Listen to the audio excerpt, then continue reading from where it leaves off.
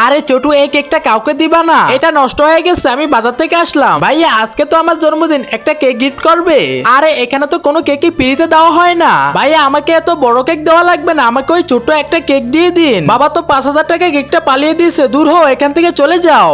আচ্ছা নষ্ট কেক তো আছে, এই মেয়ে তুমি এদিকে আসো। হ্যাঁ ভাইয়া বলো। এই তো আমার কাছে তো একটা কেক আছে, এটা তুমি নিয়ে যাও। ভাইয়া অনেক ধন্যবাদ। এই মেয়ে এদিকে আসো। আরে ভাইয়া এই কেকটা আমার থেকে নিও না, আমার তো আজকে জন্মদিন। আরে মেয়ে তোমাকে এই কেকটা কে দিয়েছে? মামা আমাকে এই কেকটা তো ওই দোকানদার ভাইয়া দিয়ে দিছে, উনি তো দিয়েছে। আরে ছোটু তোমাকে বলছি এই কেকটা ফেলে দিতে, তুমি নষ্ট কেকটা কেন এই বাচ্চাকে দিলে? বাবা কি আসে যায়, তাহলে তো এই কেকটা ভালো আছে, এক কাজ করো তুমি এই কেকটা খেয়ে নাও। বাবা এটা আমি খাবো না, আমি তো অসুস্থ হয়ে পড়বো। আরে ছোটু এই নষ্ট কেকটা যদি ওই মেয়ে খেতো তাহলে তো অসুস্থ হয়ে পড়তো। সরি বাবা, আমাকে তো ক্ষমা করে দাও, আমি তো ভুল করে ফেলেছি, নেক্সট টাইম তো আর করবি না। এই মেয়ে আমার তরফ থেকে তুমি একটা কেক নিয়ে যাও। ভাইয়া তোমাকে অনেক ধন্যবাদ। যদি তোমার সুন্দর একটি হাত থেকে থাকে তাহলে মা বাবার জন্য লাইক সাবস্ক্রাইব করে যাবে।